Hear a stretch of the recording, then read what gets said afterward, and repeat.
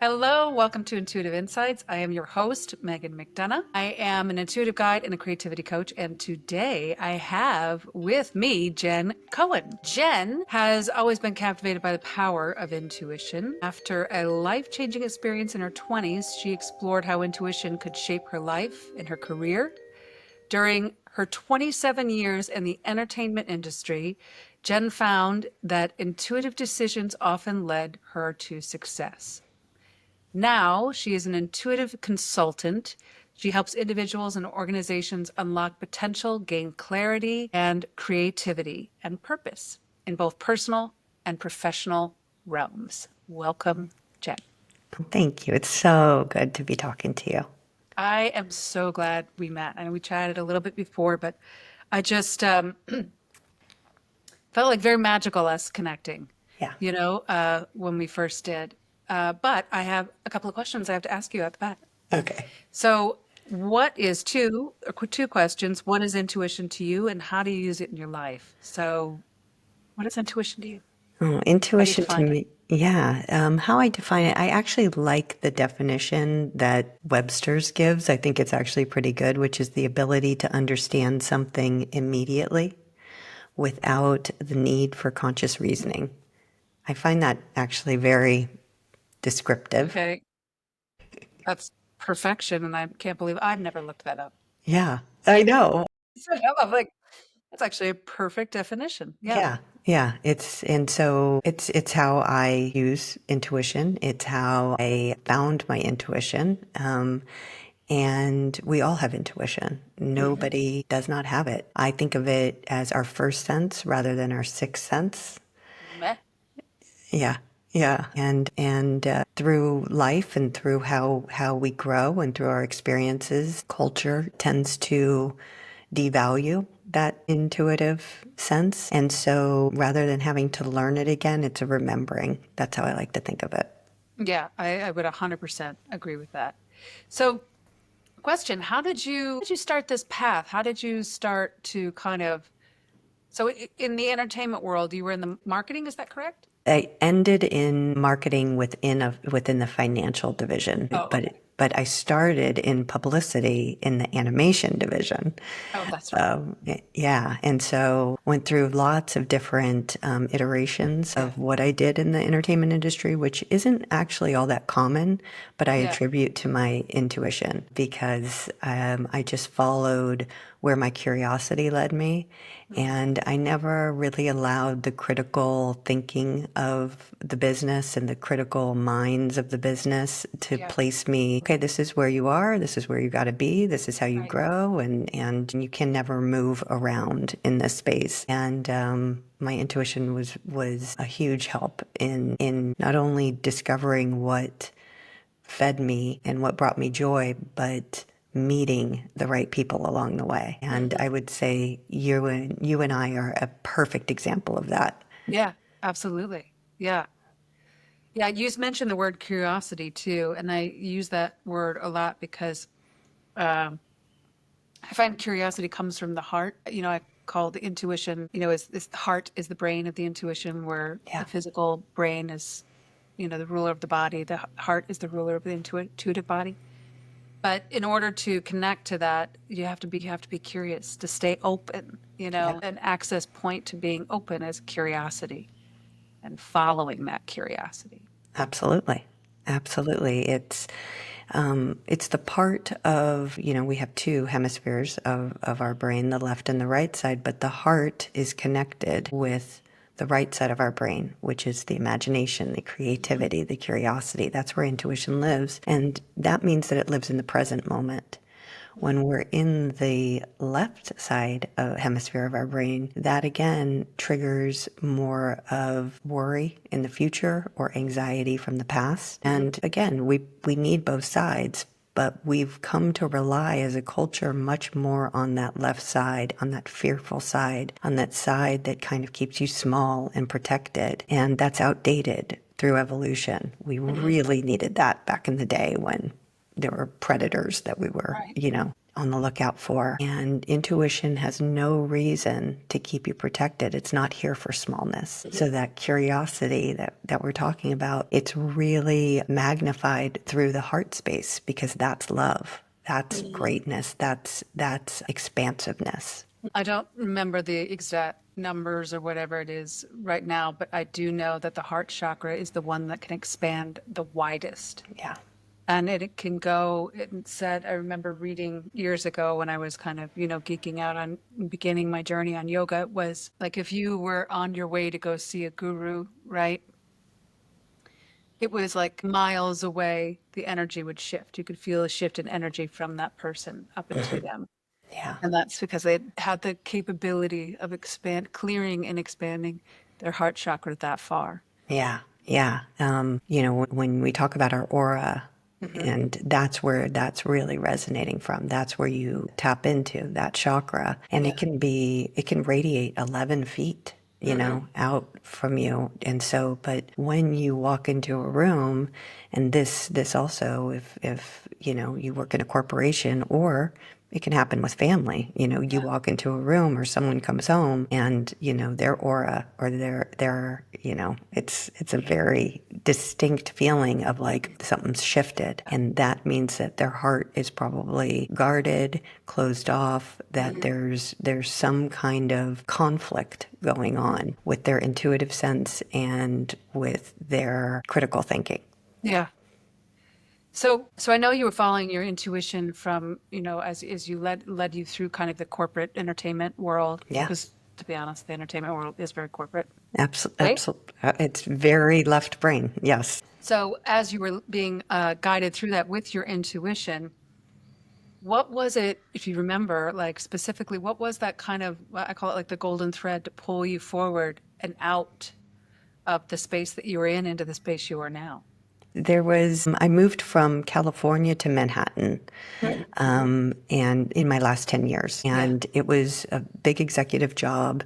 There's a lot of pressure, and there was a vast polarity between the creative life that I was living in California and the financial side of the house. And that makes sense. And I needed to have that polarity in order to really start to dive into my intuitive sense.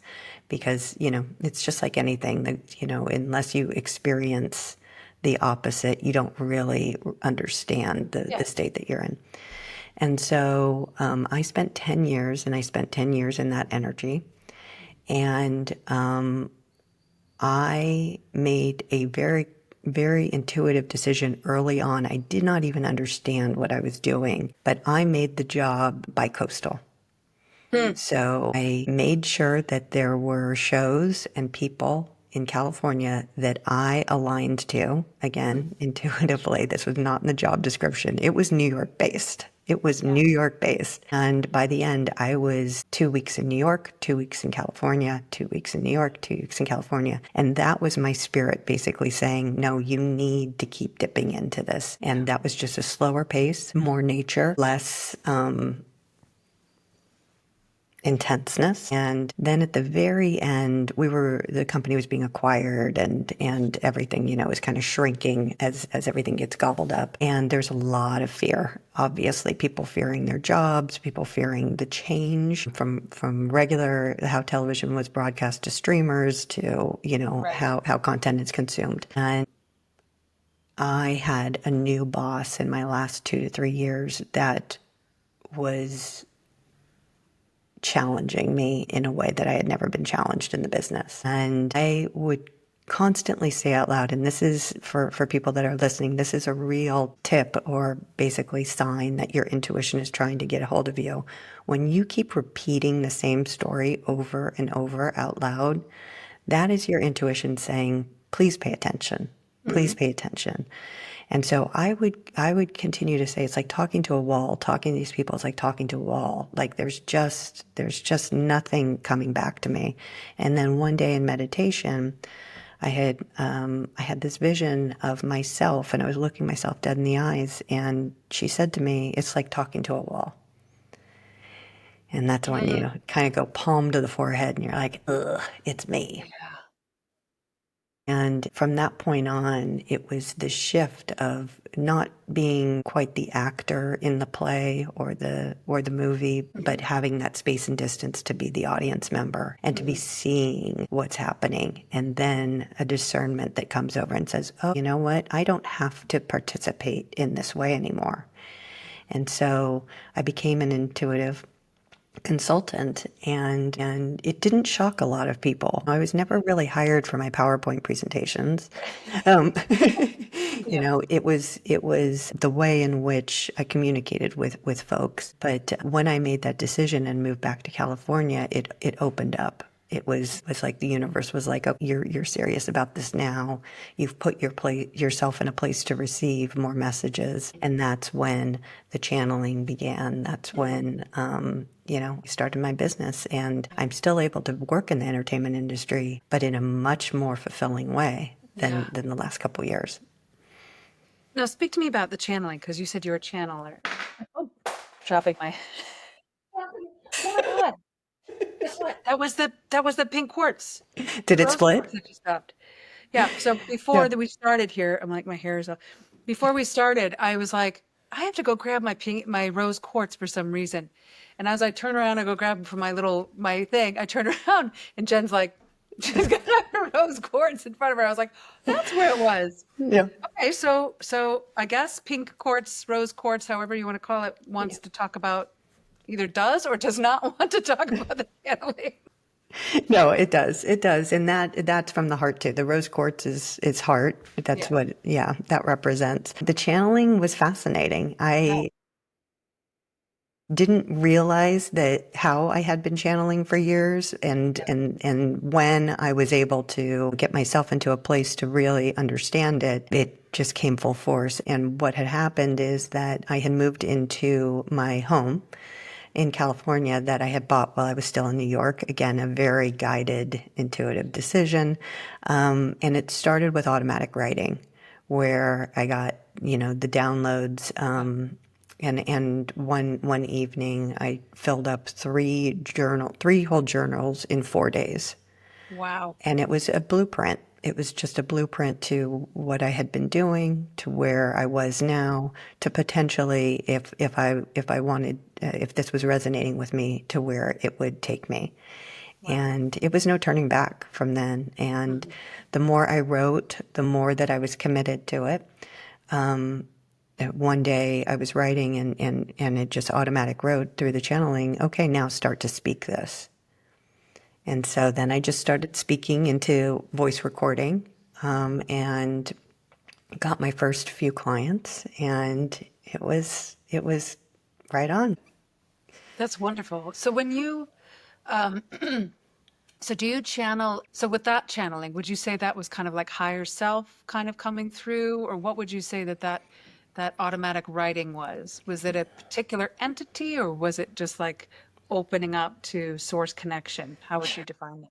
And I'll also just mention we're all channels. We're all channels, and how that shows up for us is different. For me, the first writing channeling that I did was from my dad, and he passed when I was 20, and we had made a pact after he passed that he was just always going to be a protective force for me in my career. Yeah.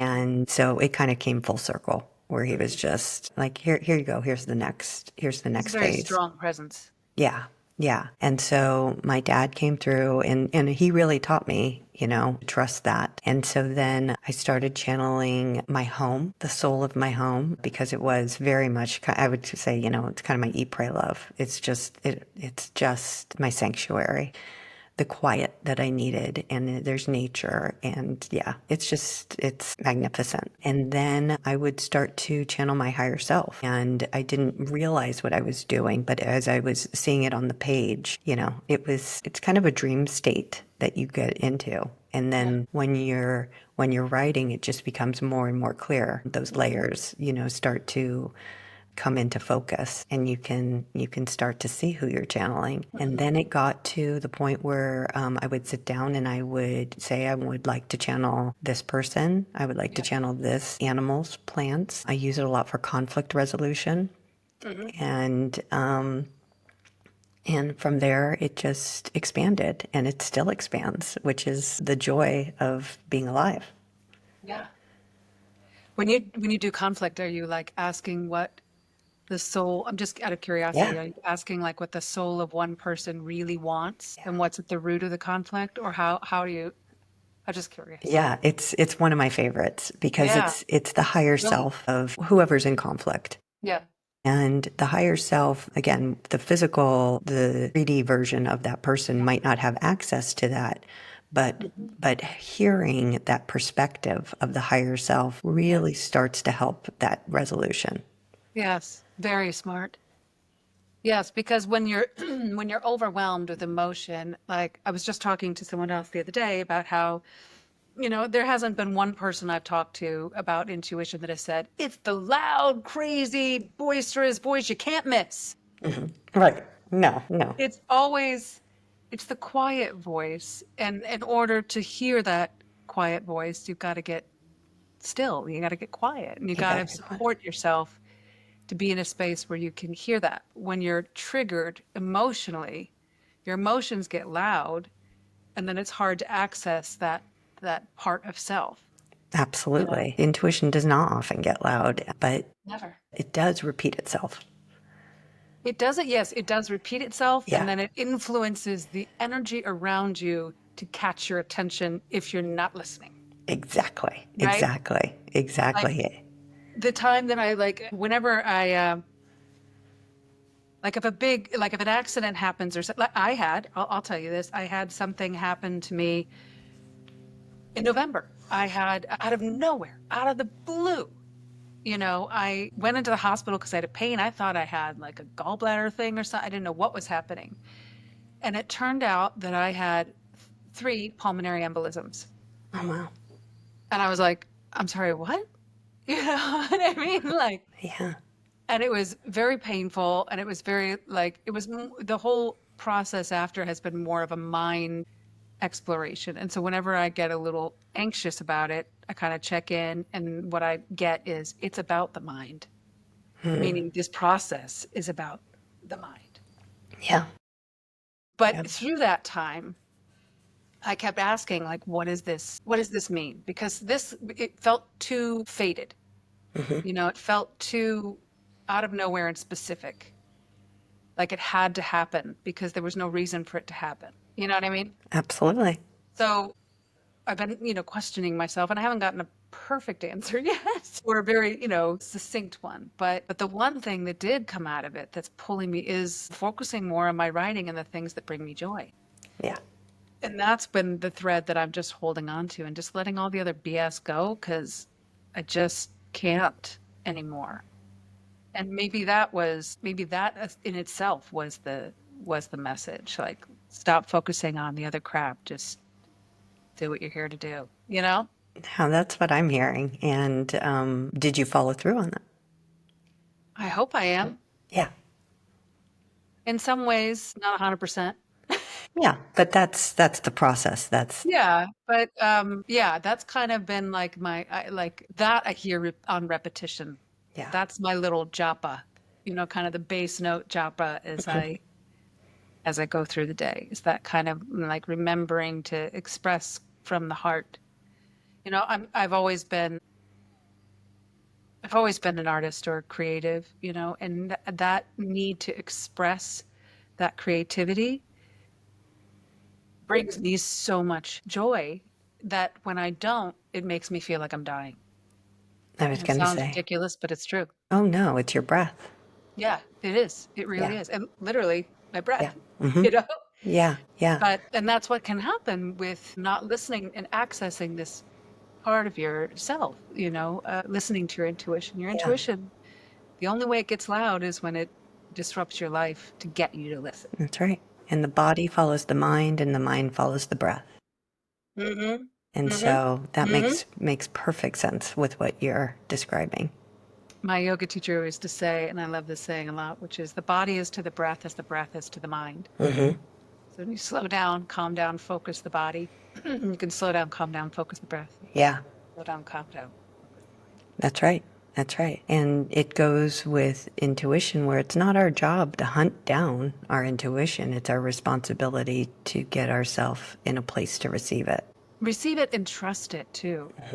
Like you could have heard all of those messages Yeah, that you had and not followed through. Like the follow through is the important part, the courage to that's right. act. That's right. Because That's sometimes right. you hear messages and you're like, I don't want to touch that right now. That's right. That's right. You're like, That's right. that feels a little heavy for me Yeah, right that's now. right. And And it'll never yeah, come through heavy. It'll always come through just like a plain stated fact, no emotion attached. yeah, But you know that it will be heavy to yeah, deal with. And so that's you're right. like, That's why you repeat the same phrases over and over and the same stories. And again, it's all that process, it's trusting that. And so yeah, rather than pushing away and saying, I don't want to deal with that now, what the kinder way to invite your intuition is I hear you.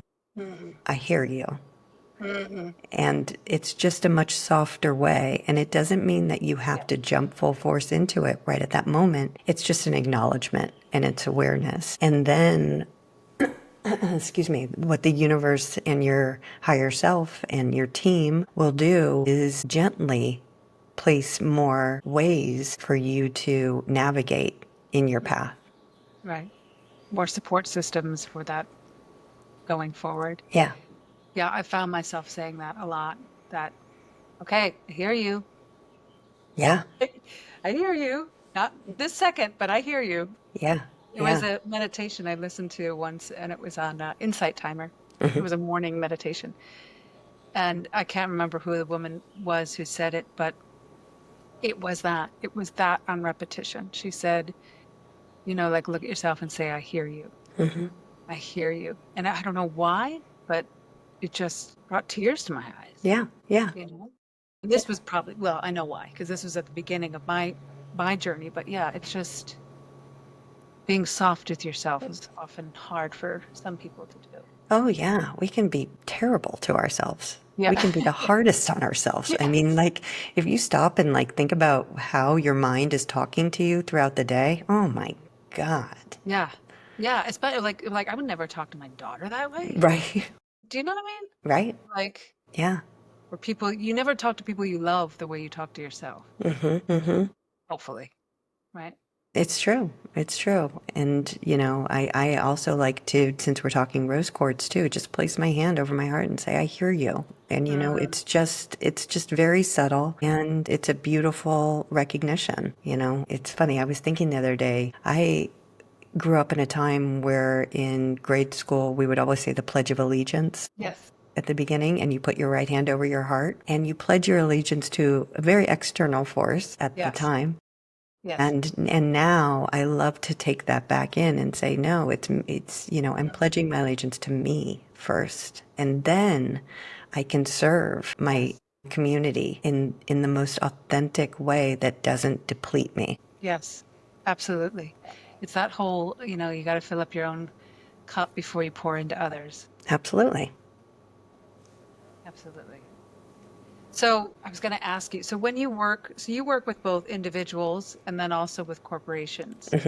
And so, or business. So when you do that, do you have a different style, technique, language that you utilize, or how does that look for you? Yeah. So individual is very direct, very straightforward. It's meeting them exactly where they're at. If they would like to incorporate channeling in there, we'll channel, and we go at the pace of truth. We go at the speed of comfort, and it's very conversation like. And each week can be different. And again, Right. it's the cadence is up to the client. I like to, make sure if we're going to be working together for an extended period of time, then it's pretty frequent. And then with businesses, I meet with the leader of the department or the organization and just get a feel for where kind of overall everybody is. Yeah. And I always start with an intention and the definition of an intention versus a goal, Yeah. and laddering back up to that intention. And it's fascinating to even just that process right there, because an intention in a group setting, the mission statement is a little bit different as well. Yeah. So the intention of the group and then the intention of the individual. And so then we can ladder back up to those, and they're of a higher kind of source energy. That's the vibration and the frequency that I bring in. And so anytime that we start veering off of that, we can come back up to this higher vibration. And you'll notice, or I'll notice very quickly, who in the room is not of a frequency. And that is information that then I'm talking with the leaders about. And usually what'll happen is it'll unearth maybe a squeaky, wheel, maybe the cog in the system, and we can address that. It doesn't mean that that person's let go or fired or whatever. It means that that person might need a different task than they're being assigned. And so we're talking all about energy, and I'm feeling into the energy of the group, because if there's a misalignment, it's going to throw things off. And we can, within the first hour, we can identify it. And then we move through, depending on if they're marketing a show, if it's, production that needs cohesiveness. If it's a business that's looking to reach their next financial goals, if it's HR issues, we'll take a look at it. And then there'll be practices that we work on together. And again, it's all about kind of having the coherency of the group through the heart. Yeah. And that's a very different way of approaching something in the business realm. Yeah. No, that's great. And I mean, I can see how, for sure, California and the entertainment business would be in alignment with this. In the Midwest, I can see how a lot of people wouldn't understand it, but could totally use it. Yeah. Yeah. You were making me think of like, and it kind of goes back to yoga in a way where they talk about in yoga that the senses are an obstruction to the mind. The five senses. And so how I see that, though, through the lens of intuition, is that and almost something to the fact of what you were saying earlier, is that our original senses, our origin senses, are the intuitive, all the feels, I call them like the C feel. Was it clairvoyance, clairaudience, like all of the clairs, right? Those are our initial senses. And because they're unlimited by location and physical ability, like you can only see so much, you can only hear within a certain amount of distance, you can only feel what's near you. But with the intuitive or the clairs, it's endless. It's endless. Yeah. Yeah. Because what I'm seeing, like, let's just say if I see a car on the road, I don't know why, a Subaru, Subaru on the road. When I see that Subaru and it comes in through my eyes in that sense, I can instantly have 5 stories about a Subaru that 100%. are 1,000% different than somebody else's. With the clairs that you're talking about, with intuition, it is a universal kind of knowing. It is tapping into a collective. It is not, again, the conscious reasoning is not needed in order to identify it. And I'll just say one of the tactics that I talk about with because there's lots of businesses that are like, I do not like, there's different levels, is I'll start out with, when I'm talking about coherence, like kind of a clapping, and like, okay, follow me with this clapping. And like everyone can kind of do that beat. And then I say, okay, now follow me. And I'll go really fast and kind of touch all different and snap and blah, blah, blah, blah. And everyone's like, huh? I'm like, there's no way. And so that is just a very physical, instant way of seeing this is where our heart coherence is. If you've ever been around a horse or a pet, I'll go to that as well. That's the coherence. A horse is not going to be in your presence if you are anxious, if you are worried, if you are scared. But once you calm your senses down with your breath and tap into that heart space, that horse will come up and eat out of the palm of your hand. Yeah. Yeah. Yeah. So it's I know. bringing in those. It's the same. I was thinking about that too the other day, that I've always, oh God, I remember when I was a kid and I was like singing, I was like making up songs, I was for sure going to be like noticed on my block at Yeah. Springfield, like before school, Totally. Yes. making up a song about the dogs on the street. And so I was singing, and like, I was singing to the squirrel who was running up the tree, and then like the dog came over, and the squirrel was staying with me, but then the dog was barking. Mhm. And I remember this, and I remember my mom like getting out. She's like, "Would you just shut up and get in the car?" Do you know what I mean? Like, Yeah. and I was like, "Mom, they hear me. They're singing with me. Like we're communicating." It's out of a Disney movie, totally. She's like, "Shut up, get in the car. We gotta go."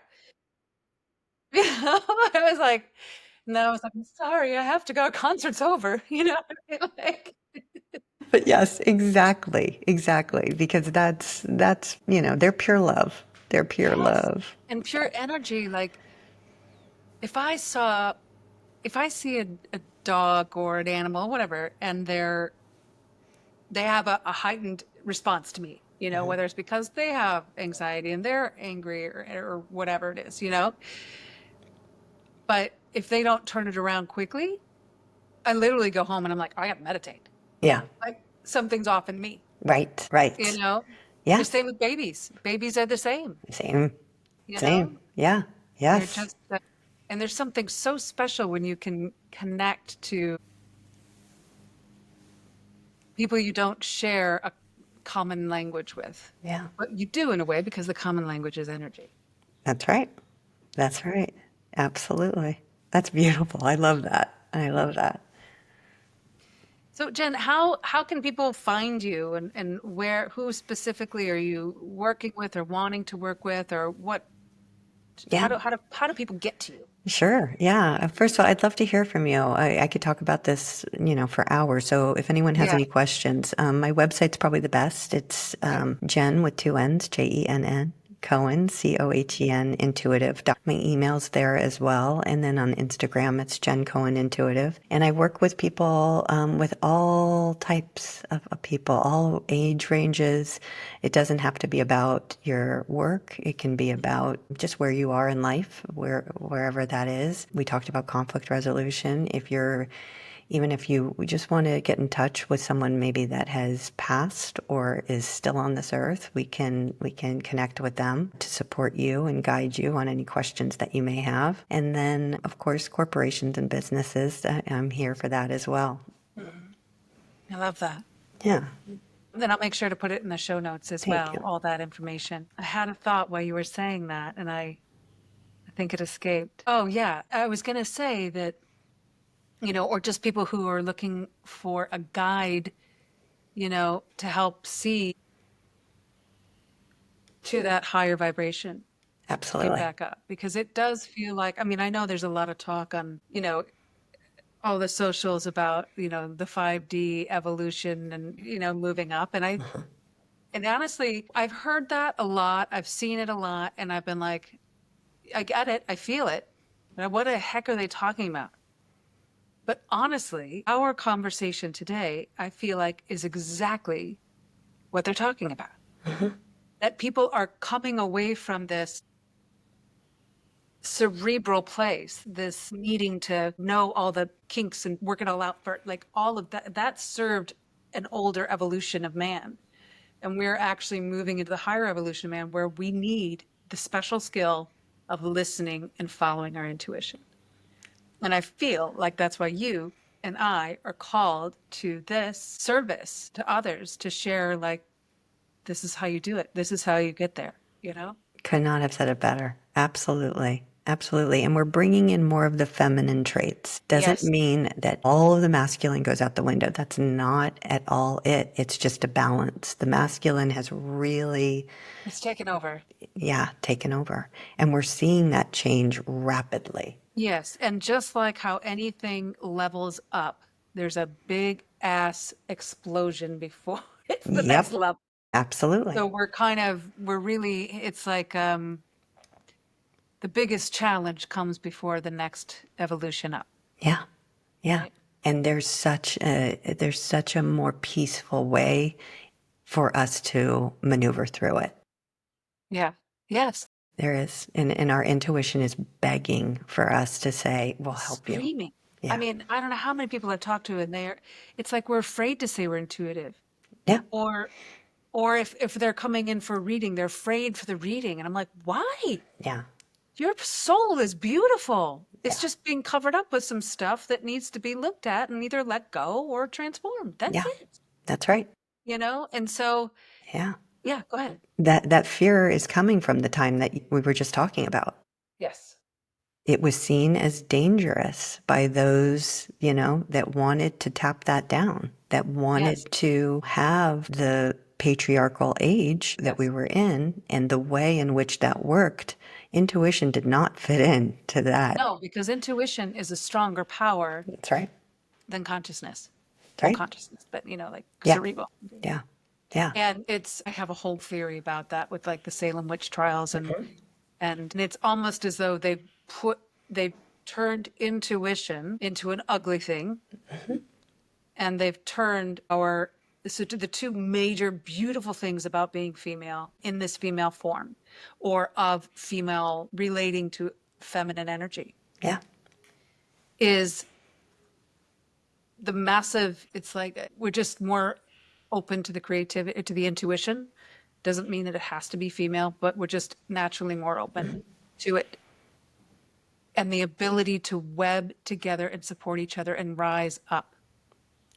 So they pinned us against each other, and we've gotten to catty places and competitive weird crap. That's all masculine, you Absolutely. know? Yeah. And then turned the intuition into something, evil. And it's not. It's No, absolutely beautiful. And one of the most amazing things we can do as women, and we do as women, is to support each other and that's raise right. each That's right. other. Because any time that we're judging another woman, we're so judging ourselves. Yeah. And we cause separation then, That's right. you know? That's right. And the separation is external, but where our intuition is really trying to tell us is the separation is internal. Yeah. And Yeah. so coming back to where those stories were birthed, Yeah. because we did not come into this world with them. No, we didn't. And so that's the beautiful untethering. Yeah. Yeah. Oh my gosh, my heart is like crying. I'm so happy to have met you. And I'm just gonna say we are staying in touch no matter what. Absolutely. There's no doubt. There's no doubt. Yeah, absolutely. Thank you so much for joining me today. And thank you all for joining and listening. And I'll put all of Jen's information in the show notes. And please feel free to reach out her or me and make some magic today. Big buckets of love.